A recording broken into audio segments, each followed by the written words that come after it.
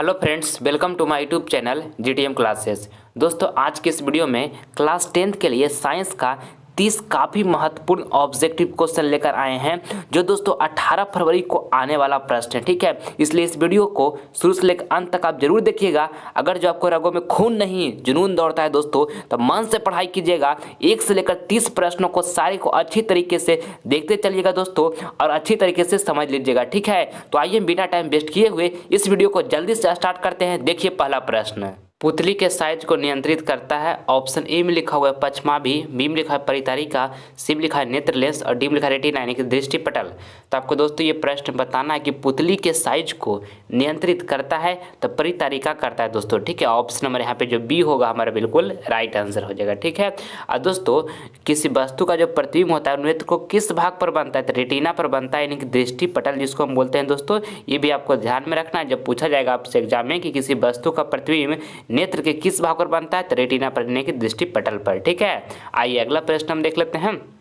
दूसरा नंबर, मानव मस्तिष्क का औसत भार है। ऑप्शन ए में लिखा है 1 kg, बी में लिखा हुआ है 2 kg, सी में लिखा है 1.4 kg और डी में लिखा है इनमें से कोई नहीं। तो आपको दोस्तों ये प्रश्न बताना है कि मानव मस्तिष्क का औसत भार है, तो औसत भार दोस्तों 1.4 kg है। ठीक है, ऑप्शन नंबर यहाँ पे सी जो होगा दोस्तों हमारा बिल्कुल करेक्ट आंसर हो जाएगा। ठीक, आइए अगला प्रश्न हम देख लेते हैं। तीसरा नंबर, हीमोग्लोबिन की कमी से कौन सा रोग होता है। ऑप्शन ए में लिखा है मधुमेह, बी में लिखा है एनीमिया, सी में लिखा है डायरिया, डी में लिखा है पीलिया। काफ़ी महत्वपूर्ण प्रश्न है दोस्तों आपके फाइनल बोर्ड परीक्षा के लिए। आपको बताना है कि हीमोग्लोबिन की कमी से कौन सा रोग होता है, तो एनीमिया होता है दोस्तों। ठीक है, ऑप्शन नंबर यहाँ पे जो बी होगा हमारा बिल्कुल राइट आंसर हो जाएगा। ठीक है, देखिए इंसुलिन की कमी से दोस्तों मधुमेह रोग होता है, ये भी आपको ध्यान में रखना है। ठीक है दोस्तों, ब्लड जो होता है लाल वो किसके कारण दिखाई देता है, तो हीमोग्लोबिन के कारण दोस्तों ब्लड लाल दिखाई देता है। ठीक है, आइए नेक्स्ट प्रश्न हम देख लेते हैं।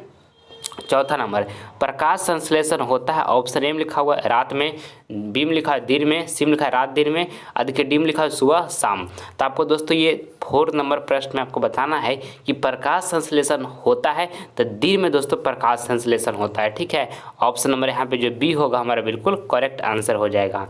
आइए अगला प्रश्न हम देख लेते हैं।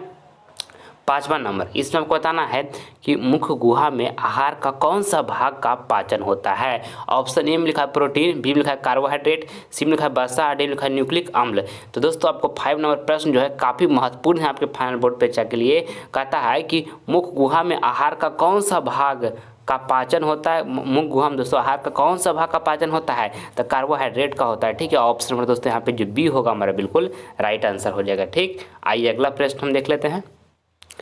6 नंबर, फूल का कौन सा भाग फल में बदलता है। ऑप्शन ए में लिखा है पुंकेसर, बी में लिखा है स्त्रीकेसर, सी में लिखा है अंडाशय, डी में लिखा है बीजांड। तो आपको दोस्तों ये 6 नंबर प्रश्न में बताना है कि फूल का कौन सा भाग फल में बदलता है, तो अंडाशय दोस्तों बदलता है। ठीक है, ऑप्शन नंबर यहाँ पे सी जो होगा हमारा बिल्कुल राइट आंसर हो जाएगा। आइए अगला प्रश्न हम देख लेते हैं। 7 नंबर, सर्च लाइट का प्रवर्तक सतह होता है। ऑप्शन ए में लिखा हुआ है अवतल दर्पण, बी में लिखा है उत्तल दर्पण, सी में लिखा है समतल दर्पण और डी में लिखा है इनमें से कोई नहीं। तो आपको दोस्तों ये 7 नंबर प्रश्न में बताना है कि सर्च लाइट का प्रवर्तक सतह होता है तो अवतल दर्पण होता है। ठीक है, ऑप्शन नंबर यहाँ पे ये जो होगा हमारा बिल्कुल राइट आंसर हो जाएगा। ठीक, आइए अगला प्रश्न हम देख लेते हैं। 8 नंबर, और दोस्तों ये 30 ऑब्जेक्टिव क्वेश्चन जो आपको हम बता रहे हैं आपके फाइनल बोर्ड परीक्षा दोस्तों जो 18 फरवरी को होने वाला है, उसके लिए काफ़ी महत्वपूर्ण प्रश्न है। इसलिए एक भी प्रश्न को आप स्किप नहीं कीजिएगा, वीडियो को शुरू से लेकर अंत तक जरूर देखिएगा। जो फाइनल बोर्ड परीक्षा आपको होगा दोस्तों 18 फरवरी के, ये 30 में से बहुत सा प्रश्न जो होगा उसमें 100% जाकर लड़ेगा दोस्तों, ये मेरा गारंटी है। इसलिए वीडियो को आप शुरू से अंत तक देखें और 30 में से जो भी प्रश्न आपको याद नहीं है उसे नोटबुक पर लिख कर याद कर ले। ठीक है, देखिए 8 नंबर प्रश्न कहता है पौधे में जनन अंग कहाँ पाए जाते हैं। ऑप्शन ए में लिखा है तना में, बी में लिखा है जड़ में, सी में लिखा है पुष्प में और डी में लिखा है फल में। तो आपको 8 नंबर प्रश्न में बताना है दोस्तों कि पौधे में जनन अंग कहाँ पाए जाते हैं, तो पुष्प में पाए जाते हैं। ठीक है, ऑप्शन नंबर यहाँ पे सी जो होगा हमारा बिल्कुल राइट आंसर हो जाएगा। ठीक है, आइए अगला प्रश्न हम देख लेते हैं। 9 नंबर, विद्युत हीटर की कुंडली में किसका प्रयोग किया जाता है। काफ़ी महत्वपूर्ण प्रश्न है दोस्तों आपके फाइनल बोर्ड परीक्षा के लिए। ऑप्शन ए में लिखा है नाइक्रोम, बी में लिखा है टंगस्टन और सी में लिखा है तांबा, डी में लिखा है जस्ता। तो आपको बताना है दोस्तों ये प्रश्न में कि विद्युत हीटर की कुंडली में किसका प्रयोग किया जाता है, तो नाइक्रोम का प्रयोग किया जाता है। ठीक है, ऑप्शन नंबर यहाँ पे दोस्तों ए जो होगा हमारा बिल्कुल राइट आंसर हो जाएगा। ठीक है, और दोस्तों ये भी आपको ध्यान में रखना है कि जो विद्युत बल्ब होता है दोस्तों उसका फिलामेंट किस तंतु का बना होता है, तो टंगस्टन का बना होता है। ठीक है, जो पीला वाला बल्ब होता है ना उसका फिलामेंट जो होता है वो टंगस्टन का बना होता है। ठीक है, आपको ध्यान में रखना है। आइए अगला प्रश्न हम देख लेते हैं।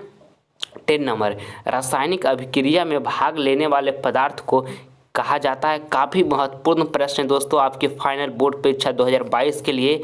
ऑप्शन ए में लिखा हुआ है अभिकारक, बी में लिखा हुआ है उत्पाद, देखिए सी में लिखा है अभिकारक एवं उत्पाद दोनों, और डी में लिखा है इनमें से कोई नहीं। तो आपको 10वां नंबर प्रश्न में बताना है दोस्तों कि रासायनिक अभिक्रिया में भाग लेने वाले पदार्थ को कहा जाता है, तो अभिकारक कहा जाता है। ठीक है, ऑप्शन नंबर दोस्तों यहाँ पे ये जो होगा हमारा बिल्कुल राइट आंसर हो जाएगा। ठीक है, आइए अगला प्रश्न हम देख लेते हैं।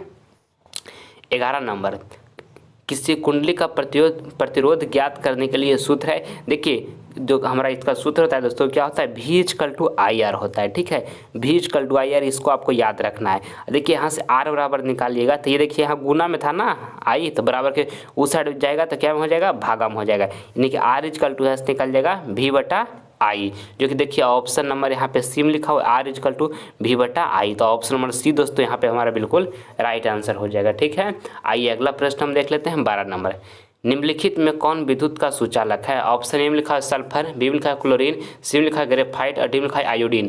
तो आपको दोस्तों ये 12 नंबर प्रश्न बताना है कि निम्नलिखित में कौन विद्युत का सुचालक है। तो ग्रेफाइट जो है दोस्तों विद्युत का सुचालक है। ठीक है, ऑप्शन नंबर यहाँ पे सी जो होगा हमारा बिल्कुल करेक्ट आंसर हो जाएगा। ठीक है, आइए अगला प्रश्न हम देख लेते हैं। 13 नंबर, इसमें आपको बताना है कि रक्त का थक्का किस अवयव के द्वारा बनता है। ऑप्शन ए लिखा है हेमोग्लोबिन, बी में लिखा है प्लेटलेट्स, सी में लिखा है प्लाज्मा और डी में लिखा है लसिका। तो दोस्तों ये प्रश्न जो है आपके फाइनल बोर्ड परीक्षा के लिए काफ़ी महत्वपूर्ण है। आपको बताना है कि रक्त का थक्का किस अवयव के द्वारा बनता है, तो प्लेटलेट्स के द्वारा बनता है। ठीक है, ऑप्शन नंबर यहाँ पे जो बी होगा हमारा बिल्कुल राइट आंसर हो जाएगा। ठीक है, आइए अगला प्रश्न हम देख लेते हैं। 14 नंबर, जरा दृष्टि दोष का उपचार किस प्रकार का लेंस से किया जाता है। ऑप्शन ए में लिखा है अभिसारी, बी में लिखा है अवतल, सी में लिखा है अपसारी और डी में लिखा है बाइफोकल। तो दोस्तों आपको ये 14 नंबर प्रश्न में बताना है कि जरा दृष्टि दोष का उपचार किस प्रकार के लेंस से किया जाता है। तो देखिए ध्यान दीजिएगा कि जरा दृष्टि दोष जो है दोस्तों ये ओल्ड एज में होता है। कहने का मतलब बूढ़ा बुजुर्ग लोग को ये दोष होता है, और इस दोष में ना तो आपको निकट की वस्तु स्पष्ट दिखाई देता है ना तो दूर की वस्तु स्पष्ट दिखाई देता है। ठीक है, और दोस्तों इस दोष को हम उपचार के लिए किस प्रकार का लेंस का प्रयोग किया जाता है, तो बाइफोकल लेंस का प्रयोग किया जाता है। ठीक है, ऑप्शन नंबर डी यहाँ पर बिल्कुल हमारा राइट आंसर हो जाएगा। बाइफोकल में दोस्तों उत्तल लेंस और अवतल लेंस दोनों होता है। तो आपको याद रखना है कि जरा दृष्टि दोष का उपचार के लिए हम किस प्रकार के दर्पण का प्रयोग किया जाता है, तो दोस्तों बाइफोकल लेंस प्रयोग किया जाता है। ठीक है, आइए अगला प्रश्न हम देख लेते हैं। 15 नंबर, टूथपेस्ट कैसा होता है। ऑप्शन ए लिखा है अम्लीय, बी लिखा है क्षारीय, सी लिखा उदासीन और डी में लिखा हुआ है इनमें से सभी। तो आपको दोस्तों ये 15 नंबर प्रश्न में बताना है कि टूथपेस्ट कैसा होता है, तो दोस्तों क्षारीय होता है। ठीक है, ऑप्शन नंबर यहाँ पे जो बी होगा हमारा बिल्कुल राइट आंसर हो जाएगा। ठीक है, देखिए अम्लीय का जो दोस्तों हमारा पीएच मान होता है वो क्या होता है 7 से कम होता है, ये आपको ध्यान में रखना है। ठीक है, और क्षारीय विलयन का जो पीएच मान होता है दोस्तों वो 7 से अधिक होता है, ये भी आपको ध्यान में रखना है। और उदासीन विलयन का जो पीएच मान होता है ना वो 7 के बराबर होता है, ये भी आपको माइंड में रखना है। ये सब क्वेश्चन एकदम हमेशा आपके बोर्ड एग्जाम में पूछा जाता है। ठीक है, तो ये सबको आपको एकदम हमेशा याद रखना है। देखिए 16 नंबर प्रश्न कहता है 1 नैनोमीटर बराबर होता है। ऑप्शन ए में लिखा हुआ है 10⁻³ मीटर, और बी में लिखा है 10⁹ मीटर, और सी में लिखा है 10⁻⁹ मीटर और डी में लिखा है इनमें से कोई नहीं। तो आपको 16 नंबर प्रश्न में बताना है दोस्तों कि 1 नैनोमीटर बराबर होता है तो 10⁻⁹ मीटर होता है। ऑप्शन नंबर यहाँ पे सी जो होगा आपका बिल्कुल राइट आंसर हो जाएगा। ठीक, आइए अगला प्रश्न हम देख लेते हैं। 17 नंबर, और दोस्तों अगर जो आप अभी तक हमारे चैनल को सब्सक्राइब नहीं किए हैं तो प्लीज़ दोस्तों आप इस चैनल को सब्सक्राइब कर लें, क्योंकि मैं आपके लिए एक एक वीडियो काफ़ी मेहनत के बाद बना पाता हूं दोस्तों। अगर जब हमारे चैनल को लाइक करते हैं, सब्सक्राइब करते हैं हमारे वीडियो को दोस्तों, अगर आपको पसंद आता है तो लाइक करते हैं, तो इससे हमें मोटिवेशन मिलता है दोस्तों, जो नेक्स्ट वीडियो को काफ़ी ऊर्जा से हम बनाते हैं आपके लिए शानदार, ताकि आपका जो 2022 बोर्ड पे एग्जाम का प्रिपरेशन हुआ अच्छा से हो सके। ठीक है, देखिए अगर जो अभी तक सब्सक्राइब नहीं किए तो जल्द कर लें। देखिए 17 नंबर प्रश्न को कहता है फॉर्मिक अम्ल का IUPAC नाम है। ऑप्शन ए लिखा मिथेनोइक अम्ल, और देखिए बी में लिखा हुआ एथेनोइक अम्ल, और सी में लिखा हुआ है प्रोपेनोइक अम्ल और डी में लिखा है इनमें से कोई नहीं। तो आपको इस 17 नंबर प्रश्न में बताना है दोस्तों कि फॉर्मिक अम्ल का IUPAC नाम है तो मिथेनोइक अम्ल है। ठीक है दोस्तों, ऑप्शन नंबर यहाँ पे ये जो होगा हमारा बिल्कुल राइट आंसर हो जाएगा। ठीक, आइए अगला प्रश्न हम देख लेते हैं 18 नंबर। डीजल का उपयोग होता है, ऑप्शन ए में लिखा है भारी वाहनों में, बी में लिखा है रेल के इंजनों में, सी में लिखा है विद्युत उत्पादन में और डी में लिखा है इन सभी में। तो दोस्तों आपको ये 18 नंबर प्रश्न बताना है कि डीजल का उपयोग होता है तो भारी वाहनों में भी दोस्तों डीजल का उपयोग होता है और रेल के इंजनों में भी दोस्तों डीजल का उपयोग होता है और विद्युत उत्पादन में भी दोस्तों डीजल का उपयोग होता है। यानी कि राइट आंसर जो होगा इनमें से सभी। ऑप्शन नंबर यहाँ पर दोस्तों जो डी होगा हमारा बिल्कुल राइट आंसर हो चुका है इन सभी में।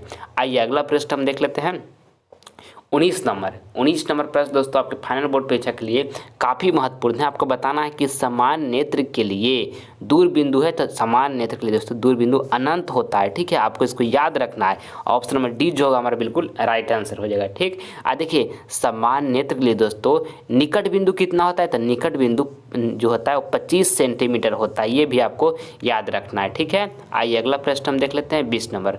पौधे में भोजन किस रूप में जमा होता है?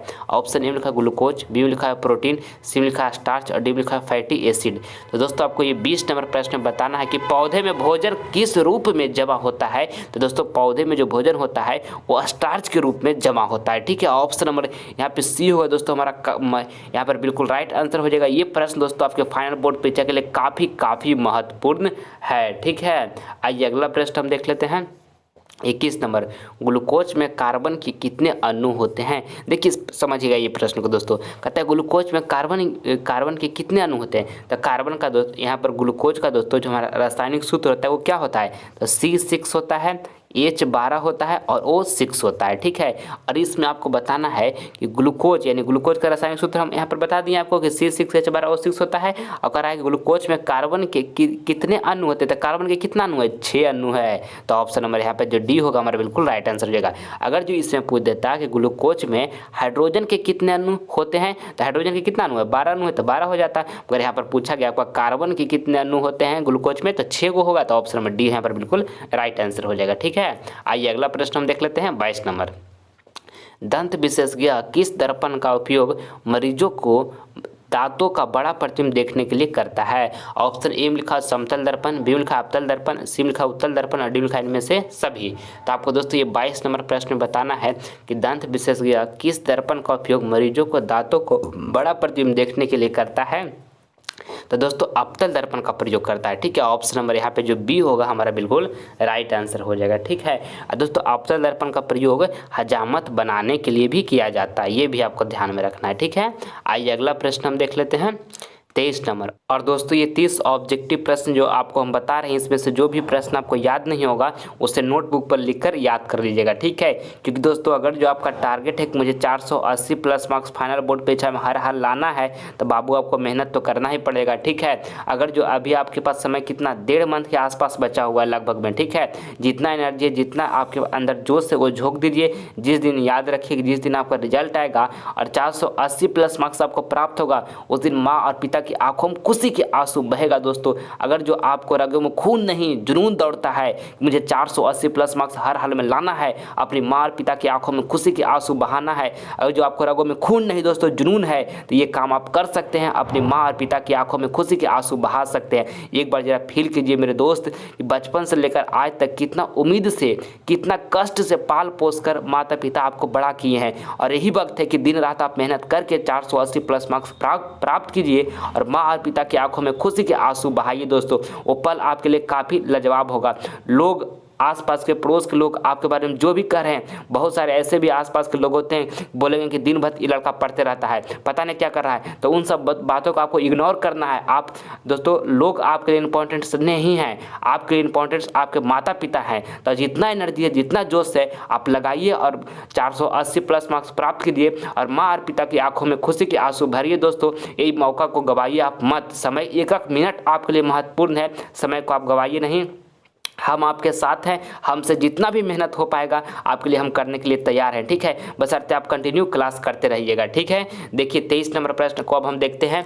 इसमें आपको बताना है कि डायनेमो द्वारा बदला जाता है। ऑप्शन ए में लिखा हुआ यांत्रिक ऊर्जा को विद्युत ऊर्जा में, और बी में लिखा है चुंबकीय ऊर्जा को विद्युत ऊर्जा में, और सी में लिखा है गतिज ऊर्जा को विद्युत ऊर्जा में, और डी में लिखा है स्थितिज ऊर्जा को विद्युत ऊर्जा में। तो आपको दोस्तों ये 23 नंबर प्रश्न बताना है कि डायनेमो के द्वारा बदला जाता है तो यांत्रिक ऊर्जा को दोस्तों विद्युत ऊर्जा में बदला जाता है डायनेमो के द्वारा। आपको इसको याद रखना है। ऑप्शन नंबर यहाँ पे ए जो होगा हमारा बिल्कुल राइट आंसर हो जाएगा। ठीक है, आइए अगला प्रश्न हम देख लेते हैं।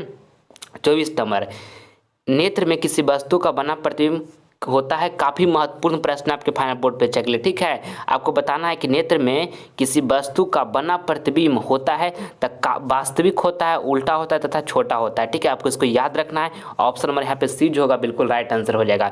आपको याद रखना है कि नेत्र में किसी वस्तु का जो बना प्रतिबिंब होता है वो वास्तविक, उल्टा तथा छोटा होता है। आइए नेक्स्ट प्रश्न अब हम देख लेते हैं।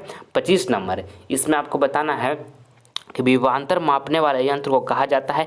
ऑप्शन ए में लिखा है अमीटर, बी में लिखा है वोल्ट मीटर, सी में लिखा है गैल्वेनोमीटर, और देखिए डी में लिखा है इनमें से कोई नहीं।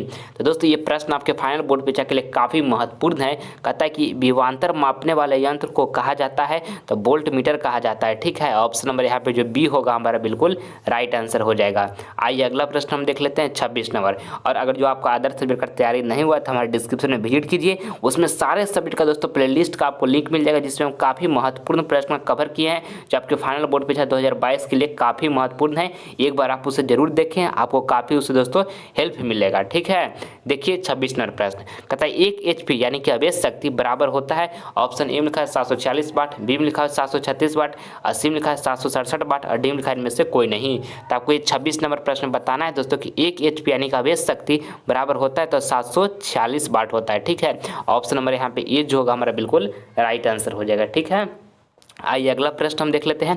27 नंबर, निम्नलिखित में से कौन जैव मात्रा ऊर्जा स्रोत का उदाहरण नहीं है। ऑप्शन ए में लिखा हुआ है लकड़ी, बी लिखा है गोबर गैस, सी में लिखा है नाभिकीय ऊर्जा, और देखिए डी में लिखा है कोयला। तो दोस्तों आपको ये 27 नंबर प्रश्न में बताना है कि निम्नलिखित में से कौन जैव मात्रा ऊर्जा स्रोत का उदाहरण नहीं है। तो नाभिकीय ऊर्जा दोस्तों जो है जैव मात्रा ऊर्जा स्रोत का उदाहरण नहीं है। ठीक है, ऑप्शन नंबर यहाँ पे सी जो होगा बिल्कुल राइट आंसर हो जाएगा। ठीक है, आपको एग्जाम में ध्यान में रखना है कि यहाँ पे नहीं है या लिखा हुआ है कि नहीं। बहुत बार आप पढ़िएगा तो आपको ये नहीं नहीं वहाँ पर दिखाई देता है। ठीक है, और जल्दी जल्दी के कारण, प्रेशर के कारण, तो ऐसा नहीं होना है। आपको क्वेश्चन ध्यान से पढ़ना है, प्रत्येक क्वेश्चन को अच्छे तरीके से पढ़कर समझकर उसको बनाना है। ठीक है, आइए अगला प्रश्न हम देखते हैं। 28 नंबर, हाइड्रोजन बम किस अभिक्रिया पर आधारित है। काफ़ी महत्वपूर्ण प्रश्न है दोस्तों आपके फाइनल बोर्ड परीक्षा के लिए। ये 18 फरवरी को दोस्तों फाइनल बोर्ड परीक्षा में हम टपकेगा ही टपकेगा। ऑप्शन ए में लिखा है नाभिकीय संलयन, बी में लिखा है नाभिकीय विखंडन, और देखिए सी में लिखा है दोनों, और डी में लिखा है इनमें से कोई नहीं। तो आपको बताना है दोस्तों कि हाइड्रोजन बम किस अभिक्रिया पर आधारित है। तो दोस्तों नाभिकीय संलयन पर आधारित है। ठीक है, ऑप्शन नंबर यहाँ पे ये जो होगा बिल्कुल हमारा राइट आंसर हो जाएगा। ठीक है, आइए अगला प्रश्न हम देख लेते हैं। 29 नंबर, जब उत्तल लेंस में किसी वस्तु को फोकस पर रखा जाए तो प्रतिबिंब बनेगा। काफ़ी महत्वपूर्ण प्रश्न है। ऑप्शन ए में लिखा है F2 पर, बी में लिखा है 2F1 पर, सी में लिखा है अनंत पर, और डी में लिखा है इनमें से कोई नहीं। तो आपको दोस्तों ये प्रश्न बताना है कि जब उत्तल लेंस में किसी वस्तु को फोकस पर रखा जाए तो उसका प्रतिबिंब बनेगा तो अनंत पर बनेगा। ठीक है, ऑप्शन नंबर यहाँ पे सी जो होगा हमारा बिल्कुल करेक्ट आंसर हो जाएगा। आइए अगला प्रश्न हम देख लेते हैं।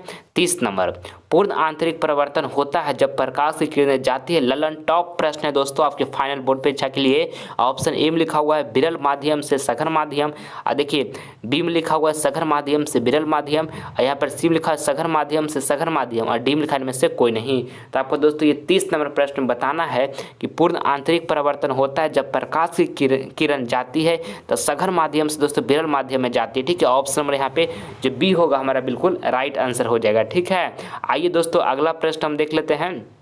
HW का प्रश्न, ये प्रश्न को हम आपको होमवर्क में दे रहे हैं, इसका जवाब आपको कमेंट बॉक्स में देना है जो इसमें आपको बिल्कुल सही लगेगा। ठीक है, आपको बताना है कि मनुष्य के शरीर की सबसे बड़ी ग्रंथि है तो लीवर। ऑप्शन ए में लिखा हुआ है, बी में लिखा है अग्नाशय, सी में लिखा हुआ है अग्नाशय, अंडाशय लिखा हुआ है, अडीम लिखा एंड्रीनल। तो दोस्तों ये चारों ऑप्शन में से जो ऑप्शन आपको सही लगेगा उसका जवाब आप हमारे कमेंट बॉक्स में जरूर दीजिएगा, ठीक है। आप सभी विद्यार्थी का हम रिप्लाई जरूर देंगे, ठीक है। मैं उम्मीद करता हूँ दोस्तों कि वीडियो आपको पसंद आया होगा, तो प्लीज़ आप इस वीडियो को लाइक करें, अपने दोस्तों के पास शेयर करें, और आप हमारे चैनल पर नए हैं तो आप इसे सब्सक्राइब कर लें ताकि आने वाले वीडियो की नोटिफिकेशन होगा वो सबसे पहले आपको प्राप्त होगा, ठीक है। मन लगा कर पढ़ाई करते रहिएगा दोस्तों, 1 मिनट भी समय को बर्बाद नहीं कीजिएगा। और जो आपको रगों में खून नहीं जुनून दौड़ता है, अपने माता पिता का नाम रोशन करना है, तो समय को बर्बाद नहीं कीजिए, पूरी लगन और शिद्दत के साथ पढ़ाई कीजिए। एक बार जो समय बीत जाता है जीवन में वापस नहीं आता है बाबू, ठीक है। मैं उम्मीद करता हूँ कि वीडियो आपको पसंद आएगा, तो इस वीडियो को अपने दोस्तों के पास शेयर कर दें। मैं मिलता हूँ आपसे अगले वीडियो में, तब तक के लिए जय हिंद, जय भारत।